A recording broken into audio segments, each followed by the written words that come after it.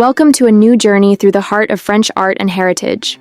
Today, we'll travel back in time to explore a remarkable and often overlooked place, the Jeu de Paume room in Versailles. In this three-part video, we'll discover 1. The origins and evolution of Jeu de Paume, a noble sport that spanned centuries. 2. The Château de Versailles, a masterpiece of classical architecture, reflecting royal splendor and political upheaval. 3. The iconic figures who shaped Versailles, from Louis XIV to Marie Antoinette, and the revolutionaries who changed history. Get ready for a vivid, artistic, and inspiring narrative. Sit back and enjoy. We're just getting started. The Jeu de Paume Hall, a memorial site of the French Revolution. On June 20th, 1789, the Jeu de Paume Hall in Versailles became a defining place in French history.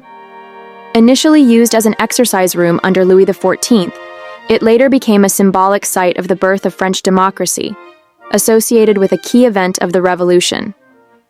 The Jeu de Paume, the ancestor of modern tennis, was highly popular in the 17th century and was an essential part of princely education. A royal pastime governed by strict etiquette, it was played in dedicated halls at the Louvre, Vincennes, Fontainebleau, Compiègne, and Saint-Germain. However, Versailles had no such facility after the 1682 destruction of the one built under Louis XIII, to make way for the Grande Commune. It was only in 1686, 4 years after Louis XIV and his court settled in Versailles, that a new hall was built for Nicolas Créteil, the king's official pommier. Located in the Vieux Versailles district, a few hundred meters southeast of the chateau, it was frequented by Parisian pommiers, the royal family, and the court. According to Charles Perrault's memoirs, Louis XIV's physician recommended the sport for his health. A foundational oath. On June 20th, 1789, a defining moment took place within the hall. The deputies of the Third Estate swore an oath not to separate until they had given France a written constitution. This foundational scene was immortalized by Jacques-Louis David in a drawing and an unfinished monumental painting, the Tennis Court Oath, added to the chateau's collection in 1921. The following year, the Jeu de Paume Hall became a place of remembrance. In 1790, a bronze plaque inscribed with the oath's text was presented to the National Assembly, then transported in a ceremonial procession to Versailles and affixed to the hall's entrance. What was once a royal sporting hall became a sacred site commemorating the abolition of monarchy. By 1793, it was declared national property, but due to lack of maintenance, it closed to the public in 1798. A site of many uses. Throughout the 19th century, the hall served multiple purposes: a theater reserve, a storage space, and a painting workshop for Antoine-Jean Gros and Horace Vernet. It was designated a historical monument in 1848, later reopening as a game hall under the Second Empire. On the eve of the centenary of the oath, under the Third Republic, architect Edmond Guillaume was tasked with restoring the site and transforming it into a museum of the French Revolution.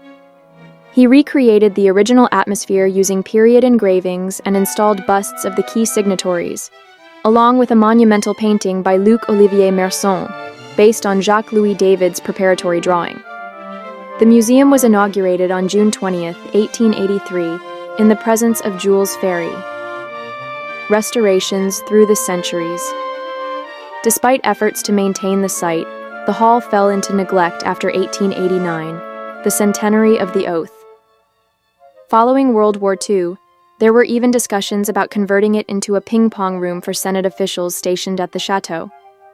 Ultimately, the bicentennial of the French Revolution in 1989 prompted its first major restoration. Between 2021 and 2022, the hall underwent another comprehensive restoration, funded by members of the National Assembly and private patrons. This initiative highlighted the historical connection between the deputies of 1789 and those of the Fifth Republic, reinforcing their shared legacy in upholding democratic institutions across centuries.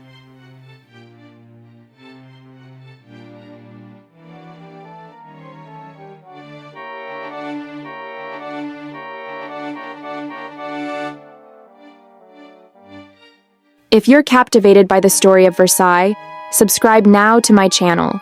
Like, share, and comment below which historical figure from Versailles fascinates you the most. Your support helps me bring the richness of French artistic heritage to light.